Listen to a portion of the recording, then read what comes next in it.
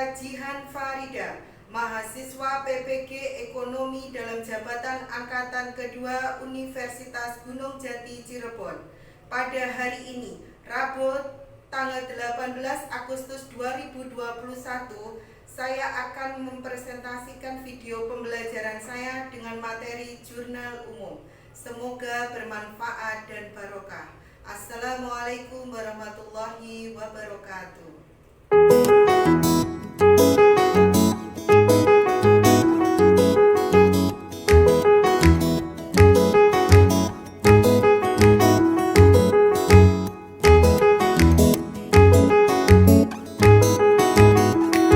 Bismillahirrahmanirrahim. Assalamualaikum warahmatullahi wabarakatuh. Waalaikumsalam warahmatullahi wabarakatuh. Selamat pagi anak-anak. Pagi Bu.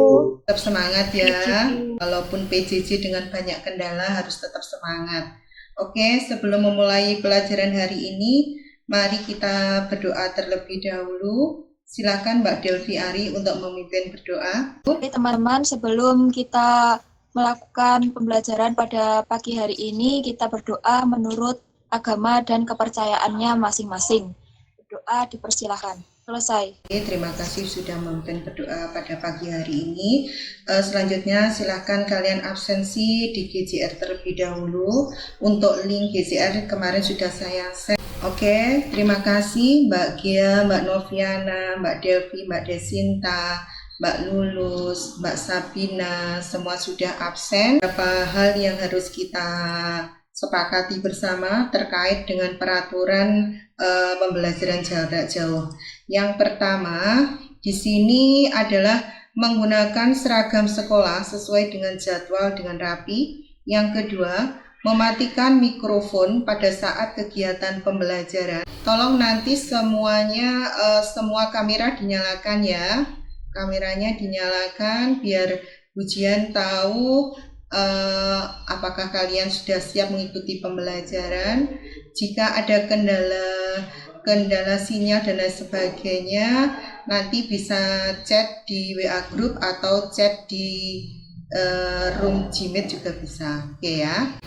Oke. Semuanya sudah siap? Tetap semangat ya. Siap Bu. Oke.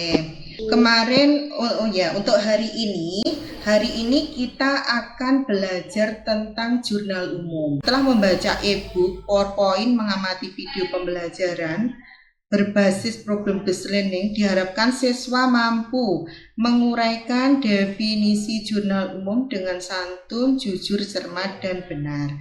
Yang kedua, menganalisis bukti transaksi keuangan, bukti pencatatan jurnal umum dengan santun, jujur, dan benar.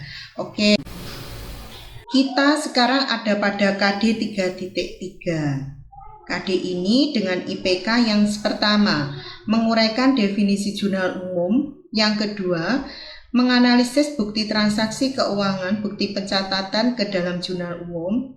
Dan KD 4.3-nya yaitu mempresentasikan analisis bukti transaksi atau bukti keuangan ke dalam jurnal umum. Untuk hari ini kita KKM-nya 75. Kemarin kita belajar apa ya? Kita kemarin belajar tentang mekanisme debit dan kredit. Oke, kita kemarin belajar mekanisme debit dan kredit. Apa sih kaitan mekanisme debit dan kredit ini ke dalam jurnal umum? Saya Bu. Silakan Mbak Gia. Menurut saya mekanisme debit kredit itu merupakan dasar untuk penyusunan jurnal umum. Ketika kita ingin menyusun jurnal umum, kita harus paham mekanisme debit kredit dulu supaya kita bisa mudah membuat jurnal umum dan tahu bagaimana penempatan setiap akun yang akan ditulis di jurnal umum. Oke, bagus sekali Mbak Gia. Mungkin Mas Wandi silakan. Debit dan kredit itu dibuat untuk mengetahui jenis transaksi berbagai jenis akun yang digunakan. Hal ini dilakukan agar jurnal di buku besar akun menjadi valid, di mana total debit harus sama dengan total kredit. Apa sih manfaat kita belajar jurnal umum dalam kehidupan sehari-hari? Oke, mungkin saya izin menjawab. Oke, Mbak Sofi, silakan. Manfaat dari penjurnalan dalam perusahaan adalah mengetahui jumlah yang akan dicatat di satu atau lebih perkiraan.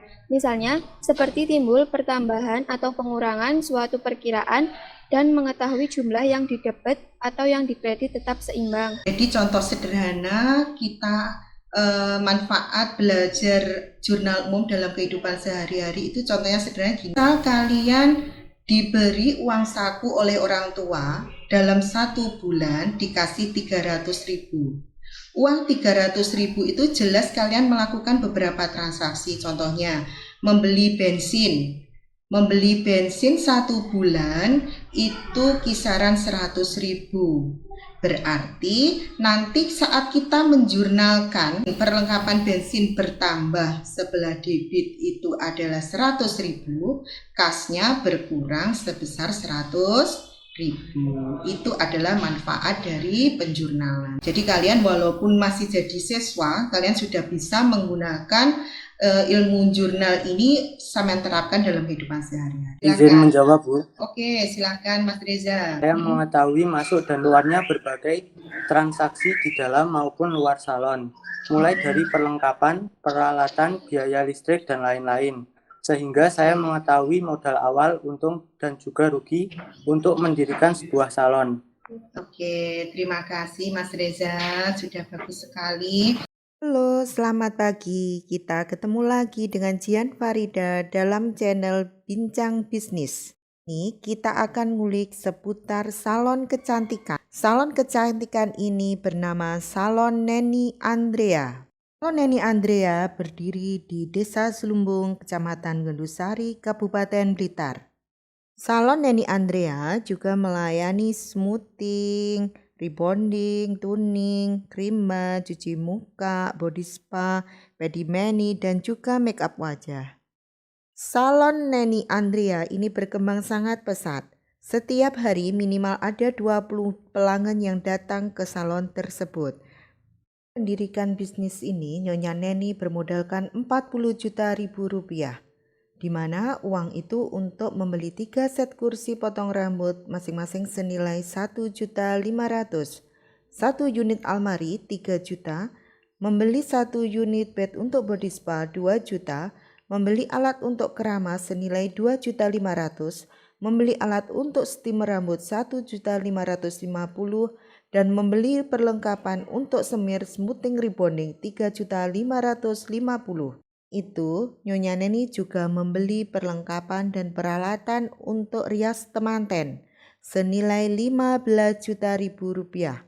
Berikut bukti transaksi Salon Neni Andrea.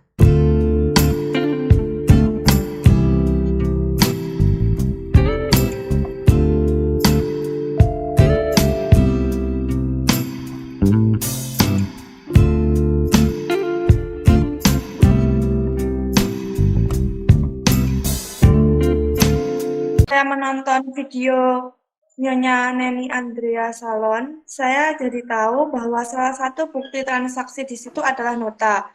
Jadi, dengan adanya nota, Bu Neni melakukan transaksi secara tunai yang mempengaruhi berkurangnya kas dan bertambahnya akun peralatan. Baik Bu, saya mau bertanya. Pada video di bio Nyonya Neni Andrea Salon itu kan ada beberapa transaksi pembelian seperti peralatan kursi, terus meja, kasur imbat, terus steamer dan lain-lainnya, dan peralatan lainnya. Jika dijurnalkan kan nanti peralatannya bertambah di sebelah debit dan kas berkurang di sebelah kredit. Yang saya tanyakan itu gimana kalau peralatannya itu dibeli dengan utang Bu atau kredit? Berarti saat berhutang, utangnya bertambah apa berkurang Mbak Desinta? Oke, hutang bertambah sebelah mana? Utang bertambah sebelah kredit. Sebelah? Kredit. Dalam akuntansi itu ada berapa akun utama? Ada yang ingat enggak? 5 Bu. 5 Bu. Ada 5. Apa saja? 5. Harta, utang, Utang, modal, pendapatan. Satunya apa? Satunya beban. Oke, sebentar. Ada pendapatan dan beban. Yang sampean perlu ingat, harta dan beban jika bertambah sebelah debit. Utang modal pendapatan bertambah sebelah kredit. Ya, berarti kayak kasusnya Mbak Desinta tadi, berarti adalah hartanya apa yang bertambah, jenis apa hartanya Mbak Desinta? Peralatan. Oke, peralatan. Karena apa? Kemarin ada perlengkapan, ada peralatan. Kalau perlengkapan itu yang habis pakai. Kalau peralatan itu ada beberapa kali pakai, bisa digunakan berkali-kali. Berarti kalau bed, tempat untuk kerimbat, itu adalah jenis peralatan. Berarti peralatan bertambah sebelah debit, utang bertambah sebelah kredit. Saya mau bertanya, Bu, kan materi yang seperti panjenengan jelaskan tadi kan untuk saldo normal akuntansi itu kalau harta bertambah itu kan pada debit dan jika berkurang pada kredit. Saya tanyakan itu saat kita menabung di bank kan harta kita bertambah, tapi kenapa tabungan kita itu ditulis di kredit? Seperti itu, Cah. Berarti sampean harus melihatnya dari sisi bank, bukan dari sisinya sampean. Jadi kalau kita melihatnya sebagai sisi pemilik bank, bukan nasabah, ya. Jadi pembukuan di situ adalah pembukuannya miliknya bank. Berarti apa yang bertambah si bank ini? Apa? Oh, terhadap nasabah, utang. Jadi kenapa kok berhutang, Bu? Kenapa kok malah si bank ini berhutang pada nasabah? Iya, karena sewaktu-waktu bank harus membayarkan sejumlah uang beserta bunganya kepada nasabah. Jadi di pencatatan di bank itu nanti utang sebelah debit sebesar 1 juta, kas sebelah kredit sebesar 1 juta. Ada yang belum paham? Mbak Nisa silakan. Ya Bu, saya izin bertanya. Oke, silakan. Di dalam jurnal umum kan terdapat debit dan kredit. Nah, jumlah debit dan kredit di jurnal umum kan harus sama. Jika terdapat ketidaksamaan jumlah tersebut, apakah akan berpengaruh dalam buku besar? Oke, ketidaksamaan. Jadi syarat dari penjurnalan itu adalah sisi debit sama kredit itu harus balance. Jadi harus berimbang. Jadi semisal debitnya 100, kreditnya juga harus 100. Dampaknya kemana, Bu? Saat kita posting ke buku besar, kalau dua sisi itu tidak balance, nanti juga akan bermasalah. Karena rentetan pembukuan itu antara tahap satu ke tahap selanjutnya itu saling terkait. Dan mekanisme debit kredit ini yang mekanisme debit kredit yang kita pelajari kemarin. Dari sini ada bukti transaksi dan lain sebagainya, itu masuk ke dalam jurnal umum. Setelah jurnal umum nanti akan diposting ke buku besar. Setelah buku besar itu adalah neraca saldo. Jadi neraca saldo itu yang kemarin kita pada laporan keuangan sudah belajar, neraca itu ada akun harta, ada utang, ada modal. Jadi rentetan di sini semua data itu harus akurat. Tidak boleh ada miss, ada selisih. Semisal debitnya 100, kreditnya 200. Lah itu yang jadi permasalahan. Berarti data tersebut dikatakan tidak valid. Tidak akuntabel, berarti tidak sesuai. Itu yang salah. Oke, sampai di sini paham? Paham? Paham, Bu. Oke, ada yang tanya. Coba kalian buka GCR-nya, buka LKPD-nya. Lembar kerja peserta didik. Di sini ada KD-nya tadi, kita pada KD 3.3 yaitu menganalisis jurnal penyusunan siklus akuntansi pada perusahaan jasa, di mana pada indikator pencapaian kompetensinya yaitu menguraikan definisi jurnal umum, dan yang kedua menganalisis bukti transaksi keuangan pencatatan ke dalam jurnal umum. Oke, ini tujuan pembelajarannya. Jadi sebelum mengerjakan LKPD, kalian harus membaca petunjuk penggunaan LKPD terlebih dahulu ya. Oke, nanti kemarin kita sudah sepakat untuk pembagian kelompok. Masing-masing kelompok jumlahnya 6 siswa. Silahkan kalian gabung dengan kelompoknya masing-masing. Ada yang 5 siswa, ada yang 6 siswa. Jadi silahkan kalian berdiskusi. Ini ada 3 masalah utama. Yang pertama, kalian tadi sudah menyimak link videonya Nyonya Neni ya. Dari melihat link video Nyonya Neni tadi, yang pertama, buatlah uraian terkait definisi jurnal umum berdasarkan video atau berdasarkan literasi sumber lain. Yang kedua, nih kalian harus tadi di videonya Nyonya Neni kan ada beberapa bukti transaksi ya. Ada nota, ada faktur, ada kwitansi. Nah, ini kalian analisis bagaimana caranya mencatat ke dalam jurnal umum. Dan yang ketiga, permasalahan terakhir ini, masalah kedua, itu adalah kalian membuat jurnal umum dari transaksi yang pencatatan transaksi di Nyonya Neni Salon. Oke, sudah paham tugasnya? Oke, silakan kalian gabung ke kelompoknya masing-masing untuk mengerjakan LKPD-nya. Assalamualaikum warahmatullahi wabarakatuh. Waalaikumsalam warahmatullahi wabarakatuh. Warahmatullahi wabarakatuh. Kami dari kelompok 6 akan mempresentasikan hasil kerja LKPD Jurnal Umum dari kelompok 2.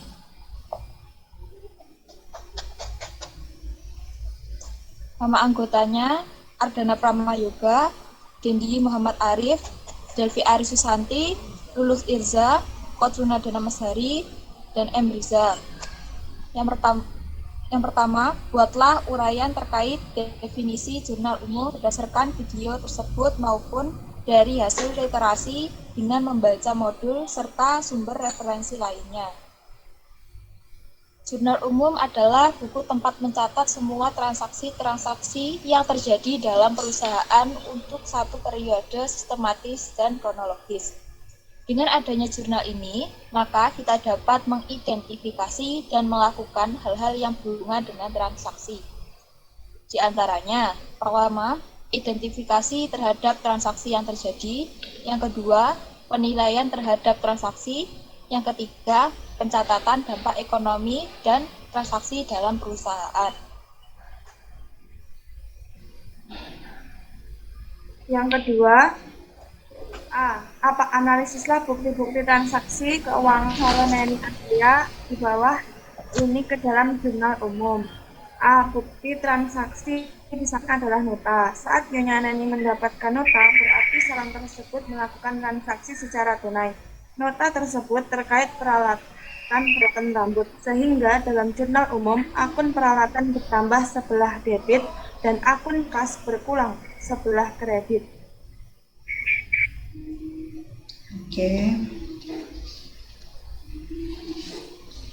Oke, silakan kelompok. Untuk yang B, bukti transaksi mendapatkan faktur, berarti salon tersebut melakukan transaksi secara kredit. Faktur tersebut terkait perlengkapan perawatan rambut, sehingga dalam jurnal umum, akun perlengkapan bertambah sebelah debit dan akun kas berkurang bertambah sebelah kredit. Oke, terima kasih kelompoknya Mas Ardana, Mbak Luz, dan Mbak Delvi. Dilanjut kelompoknya Mbak Alvina dan Mbak Sabina, silakan.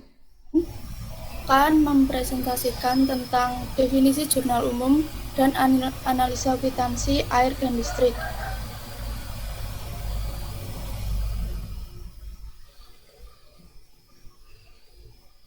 Definisi dari jurnal umum yaitu merupakan aktivitas meringkas dan mencatat setiap transaksi yang terjadi pada perusahaan jasa berdasarkan dokumen secara kronologis beserta penjelasannya yang diperlukan dalam buku harian. Setelah semua transaksi dicatat dalam buku harian, langkah selanjutnya adalah memposting akun dalam jurnal umum ke buku besar sesuai jenis akun. Dalam pencatatan akuntansi terdapat 4 fungsi, yaitu fungsi mencatat, fungsi historis, fungsi analisis, kemudian analisis bukti transaksi. Bukti transaksi di samping adalah nota. Saat salon Neni Andrea mendapatkan nota berarti salon tersebut melakukan transaksi secara tunai. Nota tersebut terkait pembelian semir, obat rebonding, dan sebagainya. Berarti jenis perlengkapan. Sehingga dalam jurnal umum, akun perlengkapan bertambah sebelah atau debit, dan akun kas berkurang di sebelah atau kredit. Transaksi di samping adalah struk. Saat salon Neni Andrea mendapatkan struk, berarti salon tersebut melakukan transaksi secara tunai. Struk tersebut terkait pembayaran air, berarti jenis beban. Sehingga dalam jurnal umum, akun beban bertambah sebelah atau debit dan akun kas berkurang di sebelah atau kredit. Februari tanggal 3. Nyonya Neni membeli 3 set kursi untuk potong rambut masing-masing harga 1.500.000. 1.500.000 dikalikan 3 menjadi 4.500.000. Jurnal umum, peralatan bertambah di debit sebesar 4.500.000 dan kas berkurang di kredit sebesar 4.500.000. Februari tanggal 4. Membeli 1 unit almari harga 3 juta. Jurnal umum, peralatan bertambah 3 juta di sisi debit dan kas berkurang 3 juta di sisi kredit. Tanggal 5 Februari, membeli bed untuk body spa seharga 2 juta. Peralatan bertambah 2 juta di sisi debit dan kas berkurang 2 juta di sisi kredit. Februari tanggal 5. Membeli alat untuk emas seharga 2.500.000. Peralatan bertambah 2.500.000 di sisi debit dan kas berkurang 2.500.000 di sisi kredit. Kemudian transaksi tanggal 7 membeli bahan semir, smoothing, dan rebonding senilai 3.750.000. Perlengkapan bertambah sebelah debit sebesar 3.750.000 dan kas berkurang sebelah kredit sebesar 3.750.000. Jadi beban WiFi masuk 300.000 di debit dan kas masuk 300.000 di kredit.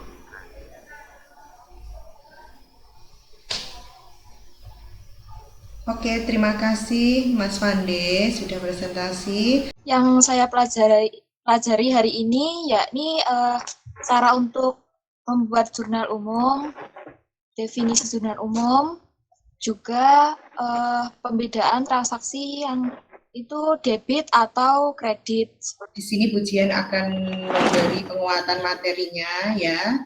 Jadi kita hari ini tadi itu ada 2 bagian utama yang kita pelajari. Yang pertama itu adalah menguraikan definisi jurnal umum. Yang kedua, analisis bukti transaksi atau bukti pencatatan ke dalam jurnal umum.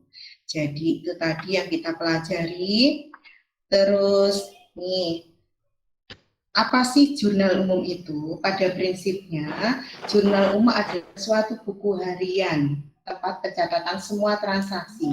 Seperti yang Pujian jelaskan tadi, jadi jurnal umum ini berfungsi untuk mencatat transaksi harian dalam 1 periode. Berarti kalau periodenya 1 bulan, ya per bulan sekali. Itu dalam 1 periode. Secara sistematis dan kronologis. Sedangkan fungsinya, yaitu yang pertama adalah fungsi mencatat. Yang kedua adalah fungsi historis, ketiga fungsi informasi, keempat fungsi analisis, dan fungsi instruksi ya. Situ ini adalah fungsi-fungsi jurnal umum. Kemarin kalian sudah bisa, kalian juga sudah membaca. Mbak Noviana bisa di-mute sebentar sayang. Oke. Sedangkan untuk bentuknya ya, ini ada bentuk dari jurnal umum. Jadi ada beberapa kolom. Kolom pertama itu adalah kolom tanggal. Yang kedua adalah nomor bukti transaksinya. Keempat itu adalah nama akun atau keterangan. Kelima ada referensi. 6 itu debit. Yang ketujuh kredit. Jadi tanggal itu tanggal berapa transaksinya, nomor bukti bukti pencatatan yang keberapa.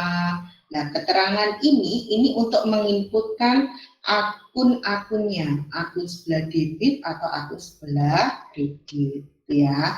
Lalu kolom referensi ini kapan kita masuknya? Jadi kolom referensi ini akan diisi saat kita posting ke buku besar. Sudah paham? Oke. Selanjutnya di sini ya. Di sini semisal ini ada sebuah nota. Jadi kalau nota itu menunjukkan bukti pencatatan pembelian secara tunai. Ya, di situ ada usaha dagang subur makmur. Terus menjual sejumlah barang kepada Tuan Rio.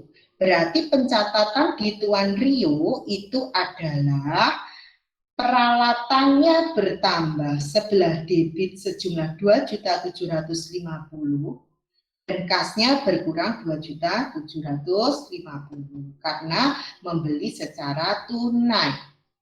Oke. Selanjutnya di sini ada kwitansi. Jadi, semisal di situ adalah kwitansi Gsoft Indonesia memberikan kwitansi kepada Metrosel. Berarti di sini si pihak Metrosel itu adalah mengeluarkan sejumlah uang. Berarti pencatatan di Metrosel itu bagaimana, Bu? Karena Metrosel ini untuk membayar cicilan utang, berarti utang berkurang sebelah debit sebesar 7 juta dan kasnya berkurang sebelah kredit sebesar 7 juta. Jadi kita harus melihatnya dari sisi siapa.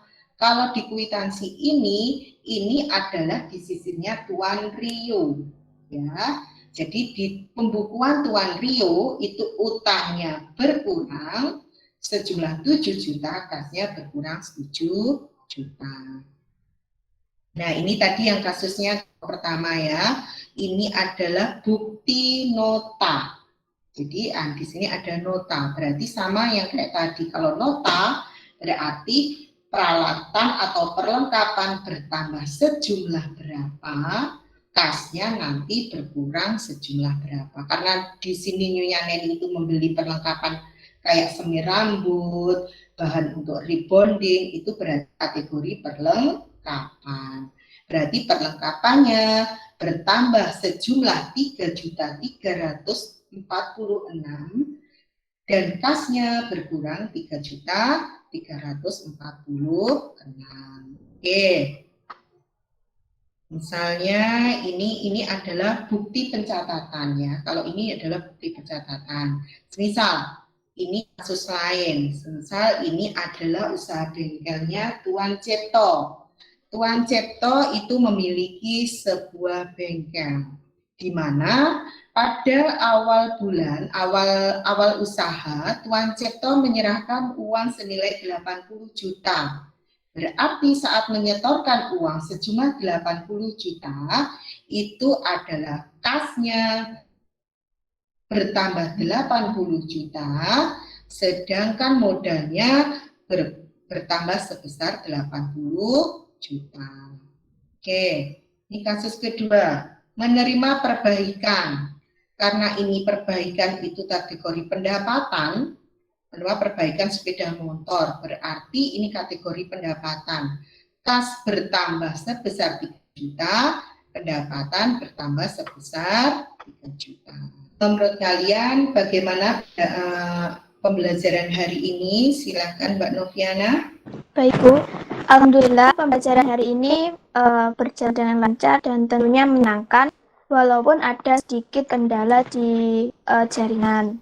Tetapi meskipun begitu, kita harus tetap semangat belajar di kondisi yang seperti ini. Terima kasih Mbak Noviana. Bagaimana Mbak Silvania?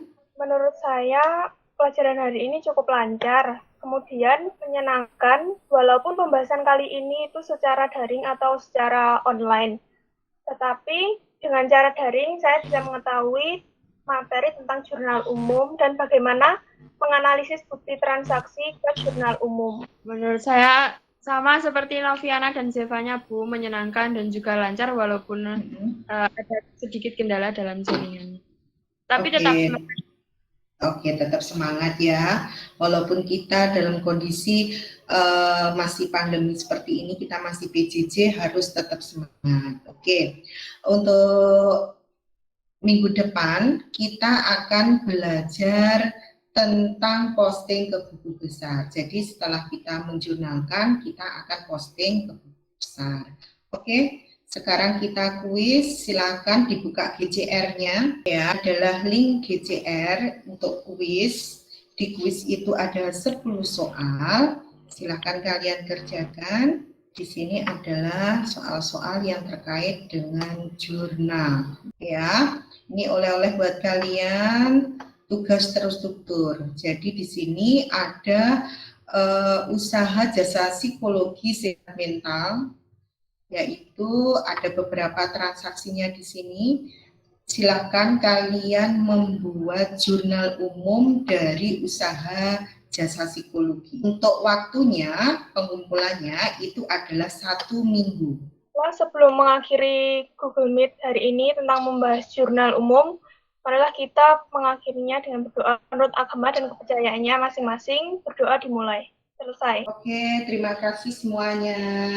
Kita akhiri pembelajaran hari ini sampai di sini. Pujian minta maaf ya jika ada kekurangan, jika ada beberapa kendala jaringan, saya minta maaf. Semoga ilmu yang Anda dapat hari ini bermanfaat dan barokah. Saya akhiri. Assalamualaikum warahmatullahi wabarakatuh. Waalaikumsalam warahmatullahi wabarakatuh. Sampai jumpa minggu depan ya, Nana. Ya, Bu.